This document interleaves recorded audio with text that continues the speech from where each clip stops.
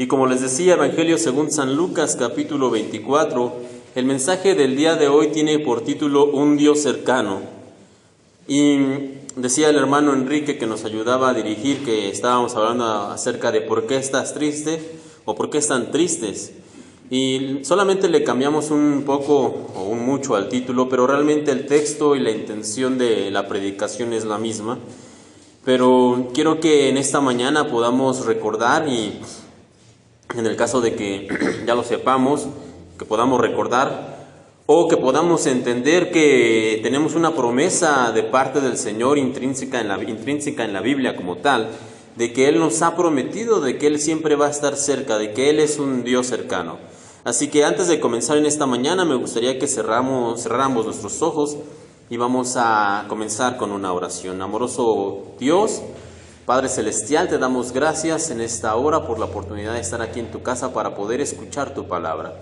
Gracias porque nos trajiste con bien, gracias porque nos permites un tiempo para alabarte. Y ahora, Señor, en este momento te pedimos que nos permitas estar completamente atentos y dispuestos para poder escuchar tu mensaje, para poder escuchar tu palabra. Yo te pido, Señor, que por favor tú me utilices como un instrumento correcto y adecuado para poder compartir el mensaje que tú tienes para nosotros, el mensaje que tú tienes para tu pueblo. Señor, úsame como un instrumento, como una herramienta para poder compartir el mensaje que proviene de ti y de tu corazón. En esta hora que todos nosotros podamos escuchar tu palabra y que todos podamos aprender más de ti, es lo que te pedimos, por favor, Señor, en el nombre de tu Santo Hijo, en el nombre del Señor Cristo Jesús. Amén. Y como les decía, Evangelio según San Lucas, capítulo 24, vamos a estar dando lectura del versículo 13 en adelante, pero un momento más adelante. ¿Y cuántos puedo ver sus manos? ¿Cuántos trajeron su Biblia en esta mañana? ¿Cuántos trajeron una Biblia? No importa si es física, si es digital, muy bien, baje su mano. La palabra Biblia como tal, es decir, la Biblia que nosotros conocemos, proviene de una palabra griega que es biblos. Y esta palabra griega significa, o biblios, significa libros, lo cual es correcto porque tenemos que recordar que la Biblia en sí no es un libro, sino que es una composición de diferentes libros, de diferentes escritos, que se han recopilado en un solo libro. Nosotros lo hemos dividido como Antiguo y Nuevo Testamento, lo hemos hecho divisiones cronológicas, temáticas, y tenemos divisiones tales como el Pentateuco, libros históricos, evangelios, epístolas, etcétera, etcétera. Pero lo cierto es que la Biblia como tal no es un solo libro, sino que es una composición de diferentes libros. No obstante, a pesar de la variedad de libros que tiene la Biblia, de diversos estilos literarios, diversos autores, podemos decir de cierta manera que la Biblia solamente tiene un mensaje central. Y ese mensaje central es que Dios salva al hombre. ¿De qué lo salva o de qué nos salva? Bueno, nos salva del pecado, nos salva de nuestra mala manera de vivir, nos salva de la condenación eterna. En fin, el mensaje central de la Biblia es que Dios salva al hombre. Ahora bien, esa misma idea central de que Dios nos salva nos lleva a una nueva pregunta que sería, ¿cómo es que Dios salva al hombre? Y podríamos decir, bueno, la forma en la que el Señor o Dios utilizó para salvar al hombre es la cruz. Y es correcto, pero no termina de contestar la respuesta de tal forma de cómo es que Dios salva al hombre, porque para que Dios pueda salvar al mundo en la cruz, lo primero que tuvo que hacer fue venir al mundo. Así que si podemos resumir la trama central de la Biblia en dos ideas serían las siguientes. Primero, que Dios salva a la humanidad. Y segundo, para hacerlo, Dios tuvo que acercarse al hombre. Por eso les decía que en esta mañana el mensaje se llama Un Dios cercano. Y es que desde el jardín del Edén hasta el pesebre de Belén y hasta el día de hoy, Dios siempre ha buscado acercarse a la humanidad. Siempre la intención de Dios ha sido estar cerca del hombre, ser cercano con la humanidad. En la Biblia podemos encontrar el retrato de un Dios cercano, personal, un Dios que sí, por un lado está atento a todo, es un Dios que está en todo lugar, omnipresente, omnipotente, pero al mismo tiempo también es un Dios personal que le dedica tiempo particular a cada uno de sus hijos. Y cuando digo que el Señor nos busca para tener un tiempo de comunión, se los digo porque es real. La Biblia nos enseña que el Señor está buscando constantemente de manera personal e individual tener una relación con nosotros. Pero muchas veces nosotros tenemos una ideología heredada, por decirlo de alguna manera, por el tipo de gobierno que tenemos, cimentado en el soborno, en los privilegios, en la corrupción, y se da algo que conocemos comúnmente como las palancas o los conectes. Y como yo sé que ustedes nunca han utilizado una palanca o un conecte, permítanme explicar cómo funciona esto, porque yo sé que ustedes seguramente solamente medio lo han escuchado, pero nunca lo han utilizado. Pero para cualquier trámite que se necesite, ya sea con el gobierno o en alguna empresa, se suele usar una ruta más corta, una ruta de acceso por medio de los contactos, por medio de las palancas, para saltarnos los trámites, para tener un tiempo de espera menor, para saltarnos las cadenas de mando, con tal de obtener lo que necesitamos, ya sea un proceso, ya sea un permiso, y buscamos a alguien que conozcamos en cierta oficina, en cierta institución o en cierto lugar, le pedimos por ahí que nos haga el favor por debajo del agua, le damos alguna gratificación y entonces de esa manera nuestro trámite o lo que necesitamos sale más rápido. Y como les decía, muchas veces esta misma idea, esta misma forma de pensar, de que podemos obtener algo por medio de las palancas, también se lleva al ámbito espiritual. Pensamos que podemos hacer algún conecte o alguna palanca con Dios y le decimos al pastor, ¿no? Pastor, usted ore por mí porque el Señor lo escucha más. O al grupo de oración, o algún hermano, algún líder, porque pensamos que Dios tiene una especie de selecto grupo al cual les ha entregado una tarjeta de acceso VIP y que ellos pueden entrar cuando ellos quieran y los demás tenemos solamente tarjeta de entrada de general, ¿no? Como los demás mortales. Pero lo cierto es que eso es una completa mentira. Tenemos a veces esa percepción de que hay ciertos favoritos de Dios o de que hay gente que puede tener acceso especial a la presencia del Señor, pero lo cierto es que la Biblia nos enseña que todos nosotros tenemos acceso y comunión con Dios, solamente que a veces no lo buscamos. De sobra está decir que las cosas no funcionan así. Dios tiene el deseo de una comunión especial con todos, sin excepción. En Él no hay acepción de personas. Y de hecho el pasaje que vamos a revisar en esta mañana de Lucas capítulo 24 nos va a recordar y nos va a enseñar precisamente esto que estamos hablando. Ahora sí, vaya para allá en su Biblia, Lucas capítulo 24 versículo 13 en adelante, dice de esta manera: y he aquí, dos de ellos iban el mismo día a una aldea llamada Emaús, que estaba a 60 estadios de Jerusalén, e iban hablando entre sí de todas aquellas cosas que habían acontecido. Sucedió que mientras hablaban y discutían entre sí, Jesús mismo se acercó y caminaba con ellos. Ahí nada más, aquí quiero hacer una pausa para que podamos entender el contexto de lo que está sucediendo. Esto que leemos aquí de estos hombres sucede 3 días después de que el Señor fue crucificado. Debemos recordar que durante la fiesta de la Pascua el Señor fue tomado preso por los sacerdotes y los principales del pueblo y lo llevaron, lo sometieron a un juicio y, como veíamos hace una semana, lo llevaron a la cruz, lo crucificaron, ahí muere el Señor y después lo sepultaron. Ahora bien, debemos recordar que el Señor tenía seguidores. Independientemente de los 12 discípulos o los 12 apóstoles, el Señor tenía más seguidores. La Biblia nos habla que también había mujeres que seguían al Señor y que también en diferentes etapas había gente que seguía al Señor. Estas dos personas que leemos aquí en Lucas son de esas personas que seguían al Señor. No están dentro de los 12, ni están dentro de los que han sido mencionados en otros relatos anteriores en los evangelios, pero se nos da a entender que eran personas que seguían al Señor. Ahora bien, después de que el Señor es crucificado, muere y lo entierran, estas personas han tenido ya 3 días para pensar las cosas. Y entonces, al parecer, lo que nos da a entender es que ellos deciden salir de Jerusalén porque al parecer tienen miedo. ¿Por qué? Porque ellos consideran que es muy probable que el pueblo vaya a hacer alguna especie de limpia o de limpieza de los que eran seguidores de Jesús. Así que estas personas, estos dos hombres, deciden alejarse por un tiempo de la ciudad, por eso es que se van de Jerusalén, a la ciudad de Emaús. La ciudad de Emaús es una ciudad cercana. Es una ciudad que estaba aproximadamente a unos, aquí dice 60 estadios, eso corresponde a unos 12 kilómetros aproximadamente. Así que si usted camina 12 kilómetros en un paso regular, sin estar flotando ni mucho menos corriendo, usted o cualquier persona normal haría aproximadamente unas 4, máximo 5 horas, salir muy despacio para llegar a ese lugar. Así que podemos entender que la ciudad de Emaús era una ciudad cercana. Era una ciudad que no estaba tan lejos de Jerusalén, pero era una ciudad que no estaba en Jerusalén. Y por lo tanto ahí ellos podían irse, podían esconderse, podían pasar un tiempo en lo que todo se calmaba. Por eso es que ellos deciden irse a Emaús. En el camino, según lo que estábamos leyendo, el Señor Jesús se une a su caminata.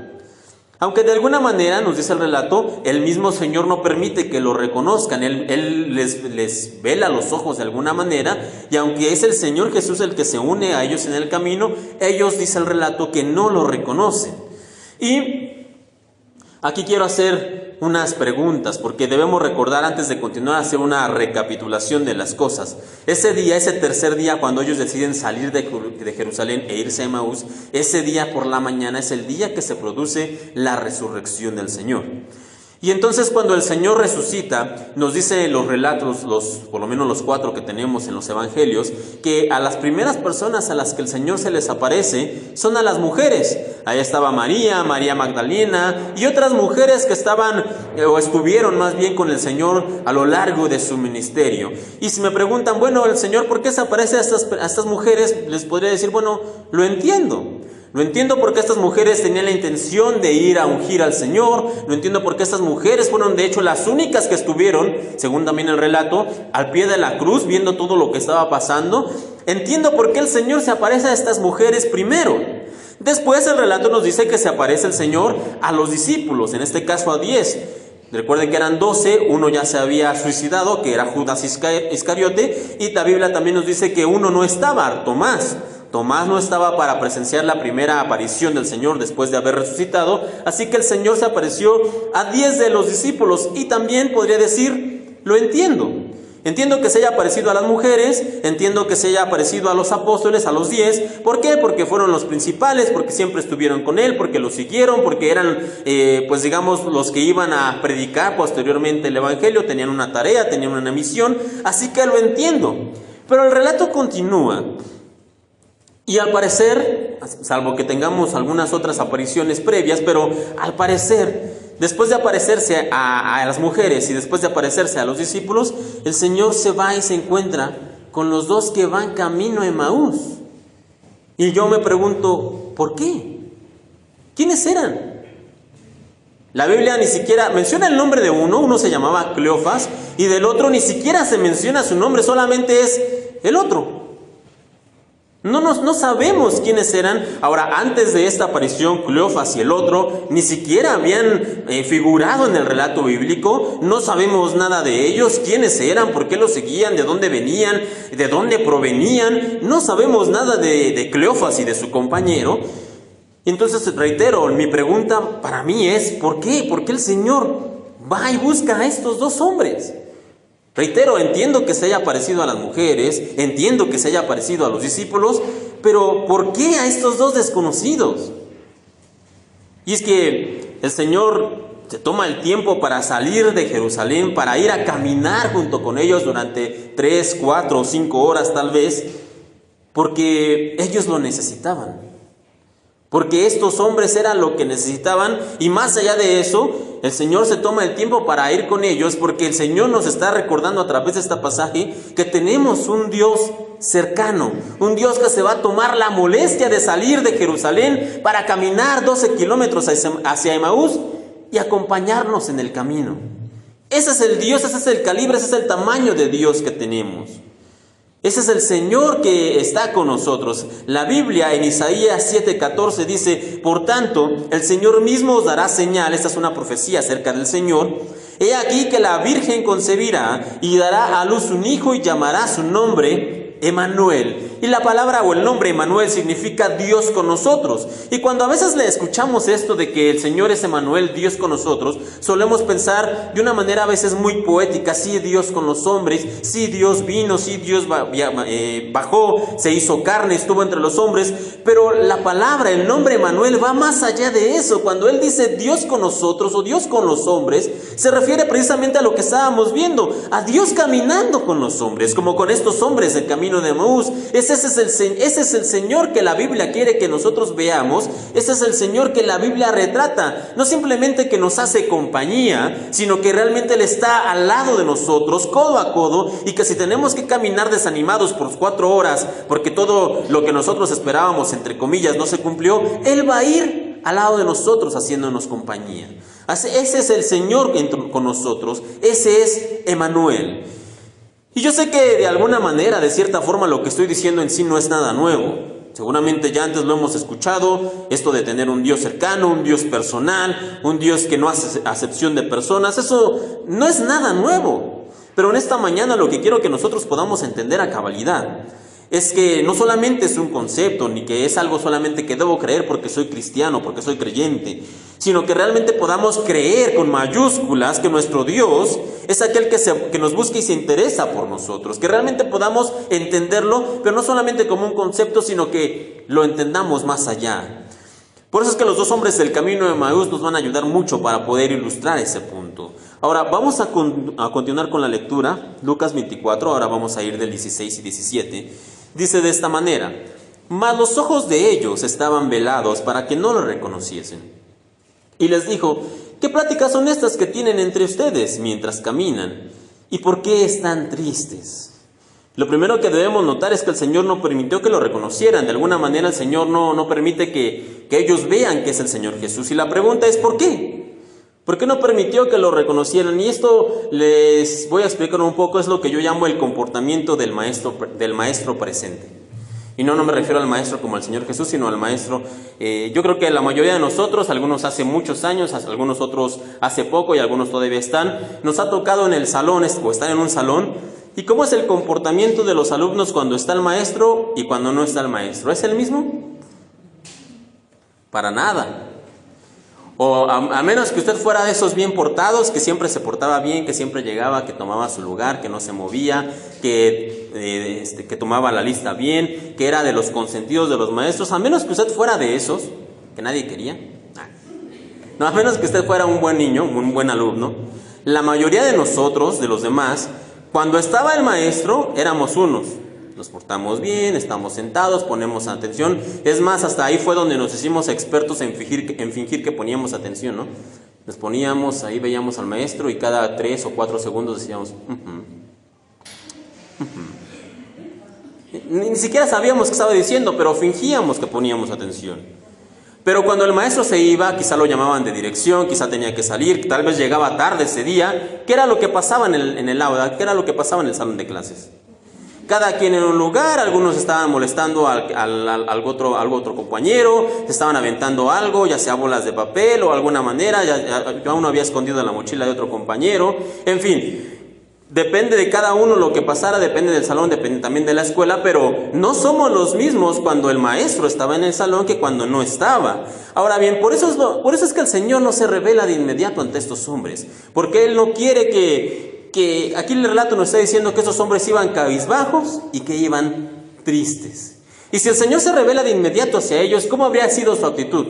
Habría cambiado de inmediato. Maestro, Señor, estás vivo. Y se habrían puesto quizá alegres, quizá habrían saltado, quizá se habrían regocijado en ese momento. Pero el Señor no quiere eso. El Señor quiere, antes que nada, quiere realmente escucharlos. Quiere saber qué tienen. Quiere saber realmente qué está pasando por sus mentes y por sus corazones. Por eso es que el Señor no se revela de inmediato cuando se acerca a estos 2 hombres. Y por eso es que Él se presenta primero que nada como un extraño. Si Él se hubiera, reitero, acercado como el Señor, el sentir de estos hombres habría cambiado de inmediato. Y eso no es lo que quiere el Señor.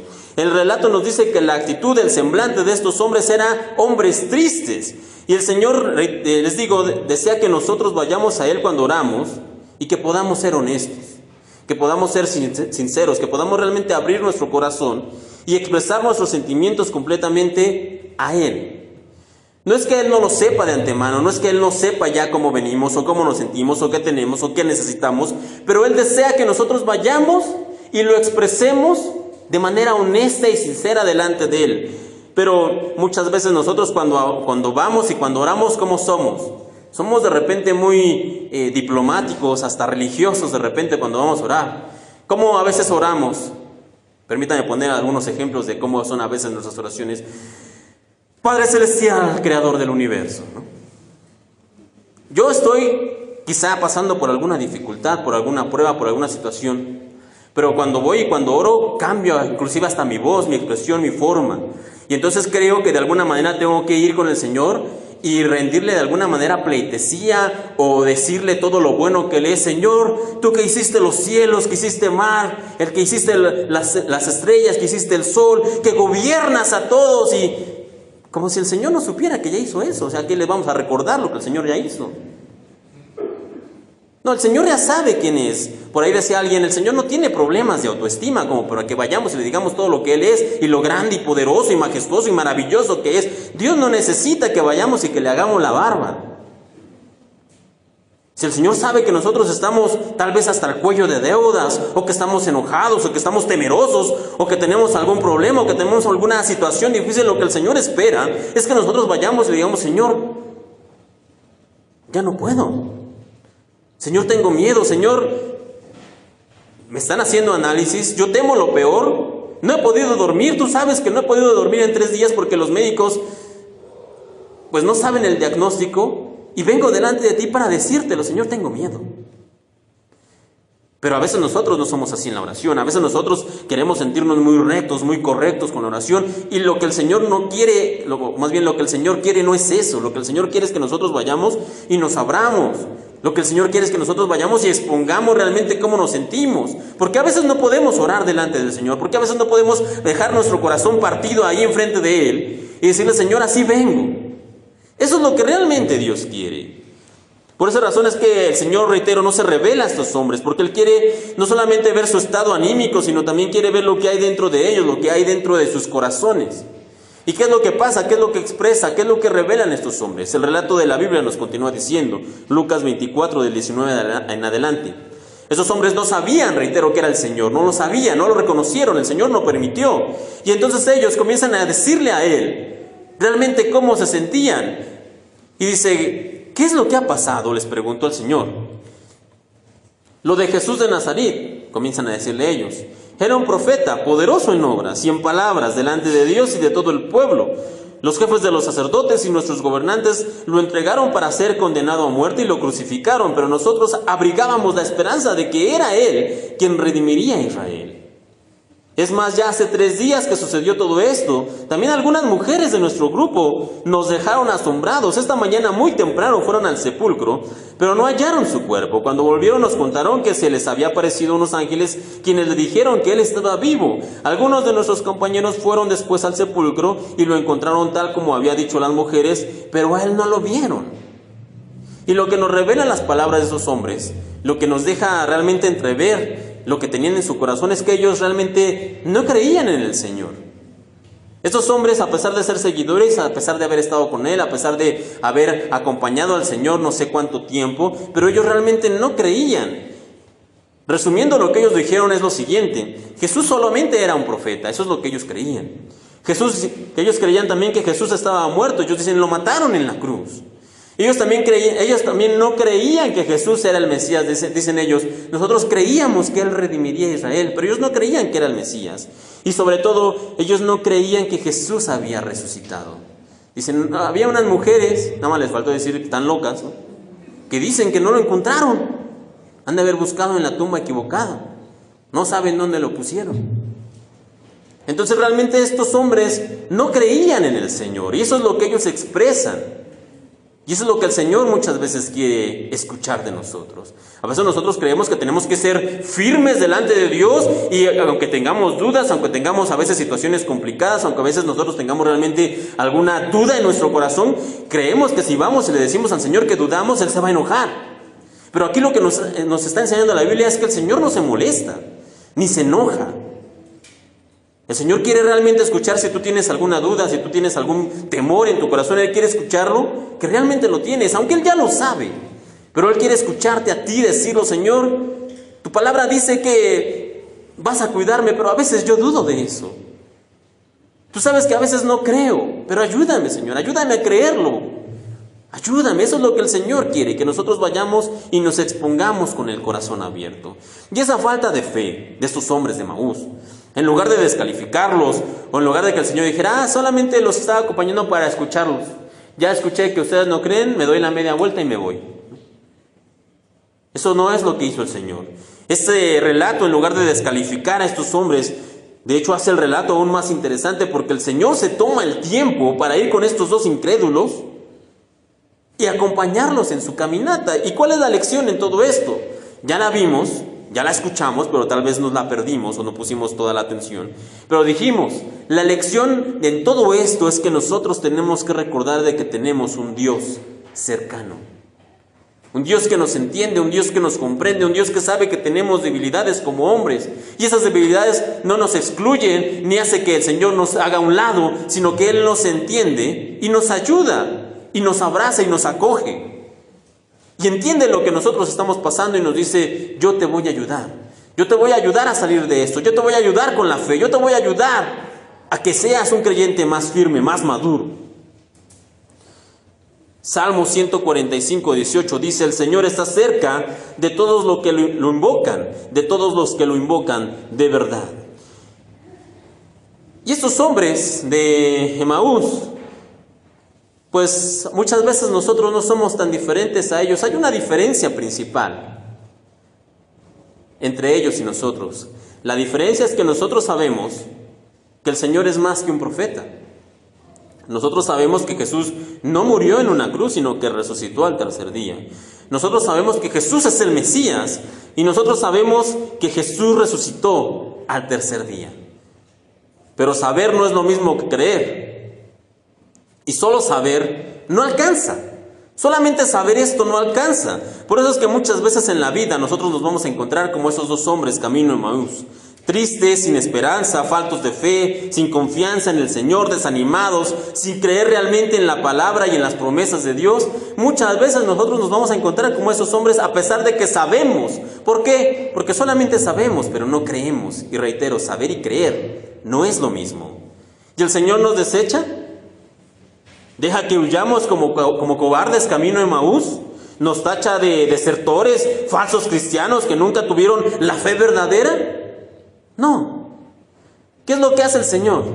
¿Qué es lo que hace el Señor? ¿Qué es lo que hizo el Señor con los dos de Emaús que no creían, reitero, que no eran verdaderos creyentes, que se fueron de Jerusalén, que se iban ya en camino, que se iban ya en escapada? ¿Qué fue lo que hizo el Señor? Salió de la ciudad, salió de Jerusalén, se acercó a ellos y los acompañó durante 12 kilómetros para hablar con ellos. Y esto me recuerda a una parábola que también encontramos en Lucas 15, la parábola de la oveja perdida. Seguramente usted la ha escuchado. La parábola nos dice que había un pastor que tenía 100 ovejas y que después de estar con ellas durante un tiempo comienza a contarlas y se da cuenta que solamente tiene 99. Le faltaba una oveja le faltaba. ¿Y qué haría cualquiera de nosotros? ¿Qué haríamos nosotros? Yo honestamente digo: bueno, se perdió, ni modo, vámonos 99. Yo no voy a salir a buscar una, qué pérdida de tiempo, qué ridículo poner y exponer a 99, tener que dejarlas aquí para ir a buscar una que se perdió. Yo en lo personal diría: no puedo hacer eso. Pero la parábola de la oveja perdida no dice eso. La parábola nos dice que este pastor, cuando cuenta las ovejas y se da cuenta que solamente tiene 99 y que una se perdió, deja las 99 a resguardo y sale a buscar a la oveja que se perdió. Y cuando la encuentra, dice que la toma en sus brazos, la lleva, la regresa hasta el lugar, y cuando llegan a la ciudad, le avisa a toda la gente para que salgan y festejen junto con él que han encontrado a la oveja que se había perdido. Así que en esta parábola el pastor, que es la figura de Dios, nos muestra que se preocupa no solamente por las 99, sino que también se preocupa por la oveja perdida. Y para ser honestos, ¿saben qué? La historia no tiene sentido. La historia no tiene sentido. ¿Por qué arriesgar 99 ovejas por una que se perdió? Pero ese es el mensaje de la parábola. que muchas veces el amor, el cariño, lo que va a hacer el Señor por nosotros, no tiene sentido. Ese es el objetivo de la parábola. Magnificar y exaltar el cuidado que Dios tiene por sus hijos y recordarnos que Él está dispuesto a salir y buscarnos si es necesario, porque nuestro pastor es un pastor que se preocupa por nosotros, porque nuestro Dios es un Dios cercano. Y el mismo trato que el Señor tuvo con la oveja perdida, el mismo trato que tuvo el Señor con los caminantes de Emaús, es el mismo trato que nosotros vamos a recibir si nosotros vamos y exponemos nuestro corazón abierto al Señor y le decimos: Señor, tú sabes que a veces fallo, tú sabes que a veces dudo, tú sabes que a veces me cuesta trabajo creer. Pero si nosotros vamos y lo buscamos y le exponemos con sinceridad lo que tenemos, vamos a recibir el mismo trato que recibieron tanto la oveja como los del camino a Emaús. Y aquí quiero hacerles una pregunta más. ¿Cuántos quieren recibir el mismo trato que recibieron los de Emaús? Alcen su mano. ¿Cuántos quieren recibir el mismo trato? Bajen su mano. A veces somos muy prestos, muy rápidos para responder, porque les voy a decir en esta mañana cuál fue el trato del Señor con la oveja muchas veces, y con los de Emaús también cuál fue el trato del Señor. Ya vamos a ir terminando en esta mañana. Y la última lección, la última sección que vamos a revisar en esta mañana son 3 cosas que necesitamos tener para no olvidar que tenemos un Dios cercano. 3 cosas que necesitamos tener para no olvidar que tenemos un Dios cercano. Y vamos a continuar con nuestra lectura en esta mañana. Lucas 24, del 25 al 27. Dice de esta manera: Jesús entonces les dijo: ¡qué lentos son para comprender y cuánto les cuesta creer lo dicho por los profetas! ¿No tenía que sufrir el Mesías todo esto antes de ser glorificado? Y empezando por Moisés y siguiendo por los profetas, les explicó cada uno de los pasajes de las Escrituras que se referían a él mismo. Lo primero que necesitamos tener para no olvidar que tenemos un Dios cercano es una revelación del Señor por medio de su palabra. En nuestras mentes solemos tener la imagen del Señor como el buen pastor, ese que tiene la oveja, que la tiene abrazada, que está cuidando con ella, casi un arpa a un lado. Y está bien, es correcto, el Señor les decía, es un buen pastor, es el pastor que se preocupa por la oveja perdida, que sale, que la recupera. Pero yo no sé cuántos recuerdan, hace unos meses atrás estábamos viendo, me parece que parte del Salmo 23, Jehová es mi pastor, nada me falta. Y yo no sé cuántos recuerdan aquí lo que dijimos en esa ocasión, que muchas veces tienen que hacer los pastores cuando una oveja se escapa, tiene que ir a buscarla y la regresa, y después de unos días la misma oveja se vuelve a quedar atrás, se vuelve a escapar, la tiene que regresar, y una tercera vez, y la oveja no entiende, y no entiende, y no entiende. ¿Alguien recuerda qué es lo que tiene que hacer muchas veces el pastor con esa oveja? Le rompe una pata. Le tiene que romper una pata para que entienda que no se tiene que ir, que no se tiene que descarriar, que no se tiene que alejar del rebaño. Y por supuesto, ¿a quién le gustaría que le rompan una pata? Entonces, lo mismo hace aquí el Señor con la oveja, lo mismo hace el Señor aquí con los de Emaús. Lo primero que podemos ver aquí del Señor con estos 2 hombres es que les da una reprimenda. El Señor les dice: pero qué lentos son para entender la palabra de Dios, pero qué lentos son. El Señor se molesta. Realmente esto no es una reprimenda menor. El Señor realmente se molesta con estos hombres. Le dice: por favor, qué lentos son para entender la palabra de Dios. Debemos recordar, sí, que el Señor nos habla acerca de que Dios es amor, de que el Señor es el Cordero inmolado, sí, pero también la Biblia nos dice que Él es el león de la tribu de Judá. Muchas veces nos olvidamos de que el Señor es temible y ponemos más importante o como más importante su lado amoroso. Pero no debemos olvidar, por ejemplo, que cuando Él necesita rompernos las piernas como las ovejas, Él lo hace. Debemos recordar que este es el mismo Dios que permitió el exilio de su pueblo durante 70 años para desarraigar la idolatría de sus corazones. Este es el mismo Dios que permitió que Jonás fuera tragado por algún tiempo por un pez para que entendiera la lección que tenía que hacer su voluntad. Ese es el mismo Dios que, por ejemplo, en Deuteronomio 10:17 nos dice: porque Jehová nuestro Dios es Dios de dioses y Señor de señores, Dios grande, poderoso y temible. Ese es nuestro Señor. Y les digo, esto debemos recordar porque la primera reacción con estos hombres es que fue una reprimenda. Qué lentos son para comprender y cuánto les cuesta creer lo dicho por los profetas. ¿Y por qué el Señor se molesta? ¿Por qué el Señor se enoja aquí de alguna manera con estos dos hombres? ¿Sabe por qué? Porque estos hombres no leían su Biblia. Y sí, ciertamente no tenían una Biblia como esta. No tenían lo que nosotros conocemos como la Biblia, la composición de Antiguo o Nuevo Testamento, los libros, capítulos, versículos. No tenían eso, ¿cierto? Es verdad. Pero esos hombres no leían lo que tenían a su disposición en su momento, que era por lo menos el Antiguo Testamento, lo que se conocía como el Pentateuco y los profetas. El Señor se molesta porque esos hombres no leían. Y les dije que lo primero que necesitamos para recordar que tenemos un Dios cercano es una revelación del Señor, sí. Pero aquí quiero aclarar. Aquí no me refiero a cosas como, ¿qué crees, hermano? Tuve un sueño. Tuve una visión. El Señor me reveló. No estoy hablando de esas onceras. No, lo que yo estoy hablando, porque la única y total revelación que tenemos y que necesitamos de parte de Dios está aquí, contenido en la Biblia. De tapa a tapa, la revelación que el Señor ya dejó establecida para nosotros, lo que nos necesitamos, o como la misma Biblia dice, la palabra profética más certera está aquí en la Biblia. Queremos muchas veces que el Señor nos muestre su voluntad y que nos deje conocerlo más y que nos revele más de Él, pero no leemos ni estudiamos la Biblia. Que es aquí donde el Señor se revela, donde el Señor se muestra, donde el Señor nos permite conocerlo, es aquí en la Biblia. Y nosotros queremos conocerlo más, pero no leemos la palabra, no leemos la Biblia. Querer conocer más a Dios sin leer la Biblia es tan ridículo como querer que yo le llame, por ejemplo, a usted y que yo no tenga ni su teléfono. O de mi parte, querer llamarle, pero yo no tengo el teléfono de ustedes. ¿Y cómo les llamo? ¿Cómo me comunico con ustedes? Querer conocer a Dios sin leer la Biblia es como querer arrancar el auto y que el auto no tenga gasolina. No tiene sentido. Por eso el Señor, lo primero que le recrimina a estos hombres y lo primero que también nos recrimina a nosotros en extensión, es que nosotros no leemos su palabra. En el relato continúa diciendo, y empezando por Moisés y siguiendo por todos los profetas, les explicó cada uno de los pasajes de las Escrituras que se referían a él mismo. Ya me imagino cómo fue esa conversación, cómo fueron esas 3, 4, 5 horas en el camino.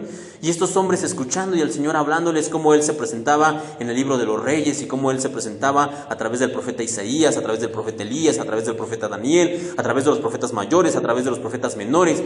Y les fue explicando poco a poco. Es más, siempre me pregunté, ¿por qué el relato, por qué este evangelio no nos dice lo que platicaron? Digo, Lucas es tan minucioso en registrar otros acontecimientos y otros datos.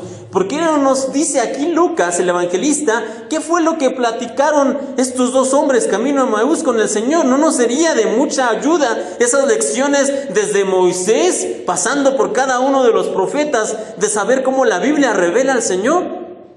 ¿No nos ayudarían? ¿Y por qué no están registrados? Bueno, se me ocurre una cosa por la cual no están aquí registrados en la Biblia. ¿Será acaso que el Señor sí quiere decírnoslo, pero de manera personal? Yo sé, muchos de ustedes saben que a mí en lo personal me gustan mucho las películas, es decir, ir al cine o ver alguna película. Pero hay algo que me gusta más todavía de ver una película. ¿Saben qué es? Poder compartirla con alguien. Muchas veces me ocurre que me voy a sentar a ver esta película y de repente ya la voy a poner y digo, no, pero esta quiero verla, no sé, con mi hermana. O esta quiero verla con toda la familia. Y entonces, ¿qué hago? ¿La veo o no? La quito y me espero al sábado o al domingo que todos estén reunidos para poder sentarme y verla porque quiero compartirla con ellos. Quizá yo ya la vi hace algún tiempo, quizá me gustó, pero quiero ahora verla con ellos. Y no la vuelvo a ver, aunque la película esté buenísima y la tenga ya en la mano y la quiera ver, sino hasta que estoy con ellos porque quiero compartirla con ellos. Lo mismo ocurre aquí con el Señor. El Señor no nos deja aquí registro de lo que habló con los dos del camino de Emaús, porque el Señor quiere explicarnos lo mismo que le explicó a ellos, pero de manera personal a cada uno de nosotros, cuando nosotros vayamos a la Biblia, y entonces ahí el Señor nos va a explicar. Por lo tanto, nosotros cuando vayamos a nuestra lectura tenemos que decirle al Señor, Señor, déjame verte aquí en el tiempo de los reyes. Señor, permíteme verte aquí en medio del cautiverio. Señor, quiero verte aquí en los milagros de los profetas. Señor, permíteme verte aquí. Desde Moisés hasta pasando por cada uno de los profetas, yo quiero ver cómo te manifiestas en estas situaciones. Yo quiero verte aquí, Señor. Cuando nosotros comenzamos a hacer eso, créame que realmente el mismo Señor comienza a manifestarse y su palabra cobra vida. Y la historia, por ejemplo, David contra Goliat. ¿De qué trata la historia de David contra Goliat?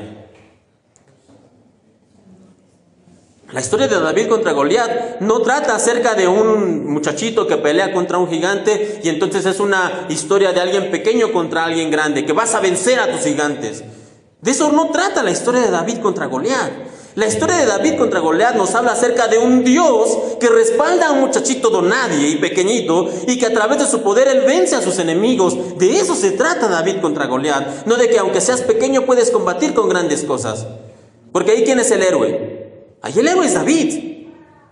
Pero el héroe nunca fue David, el héroe de la historia es Dios. Y en cada relato, en cada Biblia, en cada pasaje de la Biblia, debemos buscar cómo es que Dios se manifiesta, cómo es que Dios se glorifica. Por eso es que tenemos que pedirle al Señor, Señor, permíteme verte en cada relato. Ahora, la segunda cosa que nosotros necesitamos para poder recordar siempre que tenemos un Dios cercano es un deseo de estar con el Señor, un deseo de estar con el Señor. Vamos a continuar con la lectura. Lucas 24, del 28 al 29 dice: pero entonces ya estaban cerca de Emaús y del final del viaje. Jesús hizo como que iba a seguir adelante, pero ellos le suplicaron: quédate con nosotros esta noche, ya que se está haciendo tarde. Entonces los acompañó a la casa. Como mencionamos, el viaje de Israel a Emaús tendría una duración de unas 4 o 5 horas. Y no sabemos exactamente en qué punto se unió el Señor a la caminata. No sabemos si fue desde el principio, saliendo de Jerusalén, o fue a la mitad, o fue ya cerca de Emaús. No sabemos cuánto tiempo, pero de alguna manera algo sí sabemos. Lo que sabemos es que una vez que el Señor se unió a la caminata en Emaús, el tiempo, las 3, 4, 5 horas del tiempo que haya sido para estos hombres se les fue como agua. Yo no sé si a usted le ha pasado alguna vez que ha tenido algún amigo, amiga, algún familiar, que esa plática que están ustedes teniendo, se les pasa el tiempo, pero como decimos coloquialmente, pero volando, ¿no? Que comenzamos a platicar: oye, te veo a las 6 de la tarde para tomar un café, sí, y entonces nos sentamos, nos reunimos a las 6, comenzamos a platicar, y cuando miramos el reloj ya son 9:30, 10, 11 de la noche, ¿y cuándo se nos fue el tiempo? La plática, la charla, no quiero decirle el chisme, ¿verdad? La plática espiritual edificante que teníamos, ¿no? No escuché ningún amén, ¿no? La plática que teníamos es tan interesante, es tan buena está la plática que se me fueron 4, 5, 6 horas volando. No me di cuenta cuándo pasó el tiempo. Lo mismo pasó con estos hombres de Emaús. Reitero, no sabemos cuándo el Señor se unió a su caminata, pero dice que ya estando cerca de Emaús, el Señor les dijo: no, yo voy más adelante. Y ellos le dijeron, ¿no te gustaría pasar aquí un rato? Eso no dice el relato. Tampoco le sugirieron, mira, ya es tarde, tal vez por cuestión de seguridad, mejor quédate aquí. No, lo que dice el Señor, dice que ellos le suplicaron: quédate con nosotros esta noche. Le suplicaron. Señor, por favor, no lo conocían. ¿Qué hace que a un extraño lo invites a pasar la noche en tu casa? Quédate con nosotros, por favor, mira, ya se hace tarde. Eso fue solamente un pretexto que ellos usaron. Realmente lo que ellos decían era: háblanos más, cuéntanos más, queremos saber más de ti. Y es posible que cada uno de nosotros, de manera personal, quiera saber si está leyendo la Biblia correctamente, pero ¿cómo saberlo? No tenemos un medidor para saber si estamos leyendo o no estamos leyendo bien la Biblia, pero hay una manera, un indicador que podemos tener para saber si estamos leyendo la Biblia bien o no. Y es precisamente este. Si el tiempo que tú pasas para leer la Biblia, esos 30 o 20 o 40 minutos, no sé cuánto dediquemos al día para leer la Biblia, se pasa como agua, se pasa volando. Si ya pasaron tus 30 minutos, no sé, pusiste una alarma y de repente pasó y suena la alarma y dices 5 minutos más, 5 minutos más. O de repente estás leyendo y dices: ya terminé los 4 o 5 capítulos que me tocaban hoy, pero me voy un capítulo más, nada más un capítulo más y ya. Y terminas ese y un capítulo más. Y un capítulo más, y si esa es la forma en la que estamos leyendo la Biblia, si esa es nuestra actitud como la de estos hombres, entonces es un buen indicador, estamos leyendo la Biblia correctamente. El Salmo 1, versículo 1 y versículo 2 dice esto: Bienaventurado el varón que no anduvo en consejo de malos, ni estuvo en camino de pecadores, ni en silla de escarnecedores se ha sentado, y aquí viene la parte importante, sino que en la ley de Jehová está su delicia, y en su ley medita de día y de noche. Si nosotros estamos aquí como el del Salmo capítulo 1, entonces quiere decir que nosotros estamos leyendo la Biblia correctamente, pero quiero ser aquí honesto, quiero ser completamente honesto, y muchas veces no nos pasa esto, no somos así. Siendo realistas, no nos sucede esto. No obstante, si esto no es nuestro caso, si nos cuesta leer, si nos dormimos en el segundo capítulo, si después de leer terminamos, tal vez no nos dormimos, pero leímos los 4 o 5 capítulos que me correspondían, pero no entendí nada, no me cayó el 20, como decimos, ¿qué es lo que estoy leyendo? Si no lo entiendo, si parece que está en otro idioma, no debemos desanimarnos. Regresemos al primer paso, regresemos a la oración, regresemos y pidámosle al Señor que nos dé el deseo como esos hombres que estaban ahí. Señor, por favor, quédate. Entonces no es una causa perdida. Si esta no es nuestra situación, si nosotros no estamos anhelando leer la palabra, no nos sintamos tan mal. Busquemos al Señor en oración y pidámosle a Él que nos dé ese anhelo. Ezequiel capítulo 36, versículo 26 y 27 dice: les daré un corazón nuevo y pondré un espíritu nuevo dentro de ustedes. Les quitaré ese terco corazón de piedra y les daré un corazón de carne, un corazón tierno y receptivo. Pondré mi espíritu en ustedes para que sigan mis decretos y se aseguren de obedecer mis ordenanzas. Así que reitero, el Señor sabe que a veces para nosotros es difícil, que nosotros no vamos a hacer muchas veces, no vamos a ir y decirle: Señor, quédate. No vamos a ir a suplicarle: Señor, un minuto más, un capítulo más. Tal vez no, pero Él mismo dice aquí: pidan y yo les voy a cambiar ese corazón duro, ese corazón de piedra, y les voy a dar un corazón de carne, un corazón receptivo, un corazón que busque hacer mi voluntad. Pero pidamos. Ya para terminar, el último punto que tenemos que revisar para recordar que tenemos un Dios cercano es que necesitamos un corazón que arde por el Señor. Vamos a seguir leyendo Lucas 24, 30 y 32. Dice: al sentarse a comer, tomó el pan y lo bendijo. Luego lo partió y se lo dio a ellos. De pronto se les abrieron los ojos y lo reconocieron. Y en ese instante Jesús desapareció. Entonces se dijeron el uno al otro: ¿no ardía nuestro corazón cuando nos hablaba en el camino y nos explicaba las Escrituras? Leer la Biblia, orar 3 veces al día, ir a la iglesia los domingos, cantar, aplaudir, escuchar el sermón, empezar de nuevo la siguiente semana con estas mismas actividades. Si se da cuenta, la vida cristiana, la vida de un creyente puede convertirse muy fácilmente en una rutina. Hoy tengo que leer 4 versículos, 4 capítulos, tengo que orar 2 veces al día o 3 veces al día, tengo que ir los domingos al culto. En fin, se vuelve una rutina, y el Señor nunca planeó ni nunca nos dijo que la vida de un creyente tenía que ser una rutina. El deseo del Señor no es que tengamos una rutina, aunque sea una buena rutina, sino que nuestro corazón siga ardiendo cada vez que nos encontramos con Él. Ese es el deseo del Señor, así como estos hombres en Emaús que dijeron: ¿no ardía nuestro corazón? ¿No ardía? Ellos a veces se dieron cuenta muy tarde, y para ser honestos, no es una cosa sencilla mantener el corazón ardiendo. Estos mismos hombres no se dieron cuenta de que su corazón ardía hasta que vieron al Señor. Y si alguna vez le ha tocado encender alguna fogata, yo no sé si a alguno de ustedes le ha tocado encender alguna fogata o el carbón para la comida de los domingos, usted sabe que de repente es difícil encender una fogata. No cualquiera puede encender una fogata, no cualquiera puede encender el carbón. Pero hay algo más difícil que encender el carbón en una fogata. ¿Sabe qué es? Mantenerlo encendido.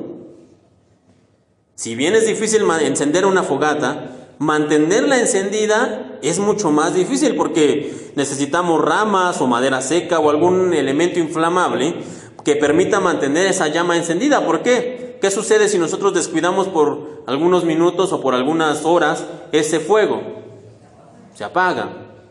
Y peor aún si nosotros, por ejemplo, estamos acampando y necesitamos que ese fuego esté encendido toda la noche. ¿Qué es lo que sucede? Pues tenemos muchas veces que hacer guardia, ¿cierto?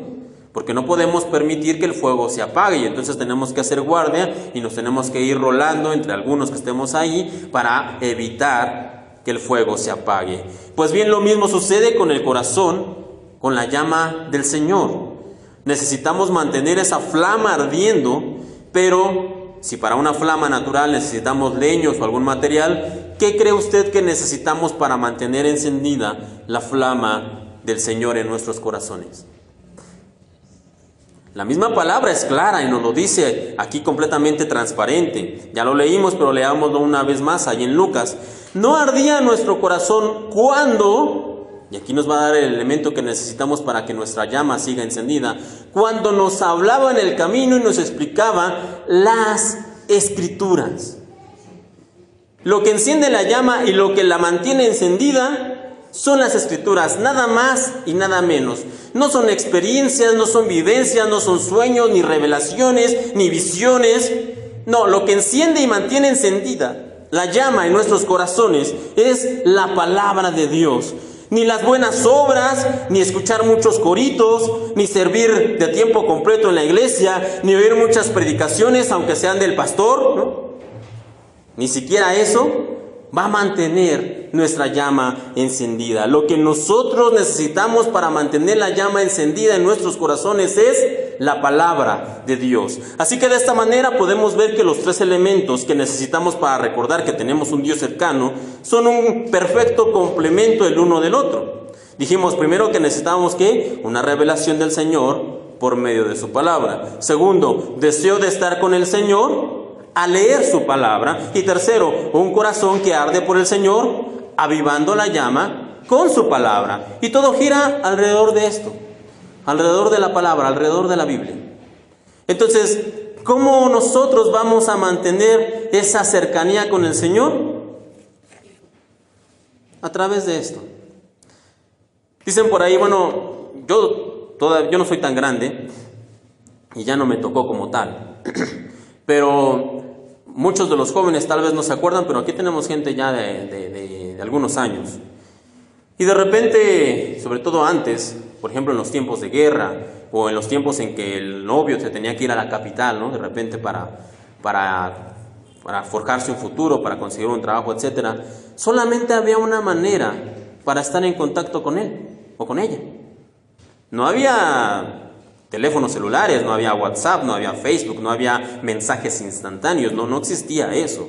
El teléfono, no, ni siquiera había teléfono. Y si lo había, las llamadas de larga distancia o las llamadas eran demasiado caras o imposibles de realizar, porque los teléfonos de repente en algunas comunidades solamente había un teléfono en la tienda del pueblo, un teléfono para toda la comunidad. Así que solamente había una forma, una manera para mantener el contacto entre él y ella, entre ella y él. Y esa llama, esa chispa de amor encendida, ¿cuál era? Las cartas de amor, ¿cierto? Donde yo te amo y te recuerdo y te sueño todas las noches y espero ya pronto verte. En fin, yo vi aquí las sonrisas ya de algunas hermanas, hermanos, entonces ustedes saben de qué les estoy hablando. Y era la única manera, a través de las cartas. Bueno, el Señor nos dejó también unas cartas también de amor, y están aquí en la Biblia. En ellas, en estas cartas, el Señor no espera que nuestra llama continúe encendida, así como el ejemplo que les ponía también el Señor espera que nosotros vayamos y leamos estas cartas y recordemos que Dios nos ama. Y recordemos que Él nos espera. Y recordemos que Él prometió que regresaría. Por eso es que es importante leer la Biblia. No porque sea algo bueno, ni porque vamos a ser mejores, ni porque vamos a encontrar versículos para darle bibliazos a todo el mundo, no. La importancia de leer la Biblia es que nosotros vamos a tener una revelación del Señor por medio de su palabra. Vamos a tener deseo de estar con Él al leer su palabra. Y vamos a tener un corazón que arde por el Señor al avivar la llama por medio de su palabra. Así que de esta manera podemos, si tenemos estos tres elementos, recordar que tenemos un Dios cercano. Mientras preparaba este mensaje esta semana, recordé un canto que tal vez ustedes conocen, es un canto ya algo viejito, que se llama Divino Compañero del Camino. Fue escrito por ahí del año 1964, y en un momento les voy a decir, si no lo conocen, les voy a leer unas estrofas, pero fue escrito en 1964 por el reverendo Antonio Rivera. No lo conozco, pero él fue el escritor. Pero me llamó la atención el entorno en el que fue escrito el canto. Dice que él se comunicó con su padre, porque su padre y él vivían en diferentes ciudades, y su padre le dijo que él iba a ir a verlo. Y le dijo que iba a ir en el bus tal, en el horario tal, y que pasara a recogerlo. Y él dijo, sí, está bien. Se pusieron de acuerdo y sucedió eso. Su padre viajó en el camino. Y cuenta él que cuando llegó, él estaba ahí en el bus esperando, y comenzó a bajar la gente, y de repente bajaron todos, y dice, él no vio que su padre bajara, dice, se le hizo extraño, así que subió al autobús, y comenzó a buscar, y en el asiento de hasta atrás, dice que ahí estaba su padre. Entonces dice que él se acercó y lo intentó despertar, él pensaba que estaba dormido. Pero no estaba dormido. Dice que cuando él lo movió más y vio que su padre no se movía, se dio cuenta que su padre había fallecido. Y reitero, él era creyente. Y entonces dice que bueno, sucedió todo lo que tenían que llevarse a su padre, etc. Pero él dice que comenzó a preguntarle al Señor, porque su padre murió en el camino. Dice, ¿por qué permitiste que mi padre muriera solo? Le preguntaba a este hombre, Antonio Rivera, al Señor. Dice, ¿por qué permitiste que mi padre muriera solo? Le decía a él. Y entonces el Señor dice que le contestó, le respondió, le dijo, no, tu padre no murió solo. Le dijo al Señor, yo fui su divino compañero del camino. Y precisamente este canto dice así, permítame leerle una estrofa y el coro, dice, divino compañero del camino, tu presencia siento yo al transitar. Con ella se disipa toda sombra, ya tengo luz, la luz bendita de tu amor. Y el coro dice de la siguiente manera, que está precisamente inspirado en lo que leíamos hoy de Lucas capítulo 24, los dos que van caminando en Emaús, dice, quédate Señor, ya se hace tarde, te ofrezco el corazón para posar, hazlo tu morada permanente, acéptalo, mi Salvador. Entonces, debemos recordar, les decía, que tenemos un Dios cercano, un divino compañero del camino, el cual siempre está con nosotros. Les decía hace un rato, Emmanuel, Dios con nosotros, no significa meramente que el Señor bajó y que estuvo con nosotros, no, sino que va más allá el significado, y que quiere decir que el Señor está con nosotros, que nos acompaña. Reitero una vez más, que el Señor es el divino compañero del camino de nosotros, y que el Señor tenemos en Él un Dios cercano. La promesa que quiero que recordemos en esta mañana es que tenemos ese Señor, ese Dios cercano, y tal como fue a buscar a esos dos hombres en el camino de Emaús, Él también te busca a ti, me busca a mí, y nos recuerda que lo necesitamos, y nos recuerda también que siempre estará con nosotros. Finalmente, Él lo hace de una manera muy específica en el Evangelio según San Mateo, capítulo 28, en lo que se conoce como la Gran Comisión, ¿no? Ir por todo el mundo y predicar el Evangelio. Y a veces recordamos eso, y es importante y está bien, esa es la Gran Comisión. Pero el Señor terminó ese mensaje, terminó esa frase con algo que tendríamos o haríamos bien en recordar siempre. Al final, Él le dijo a sus discípulos y también a nosotros, y he aquí, yo estoy con ustedes todos los días hasta el fin del mundo. Y he aquí, yo estoy con ustedes todos los días hasta el fin del mundo. Dios nos promete que Él es un Dios cercano. Cierra sus ojos y vamos a orar. Divino compañero del camino, bendito Padre Celestial, te agradecemos porque tú has sido bueno con nosotros y nos has acompañado.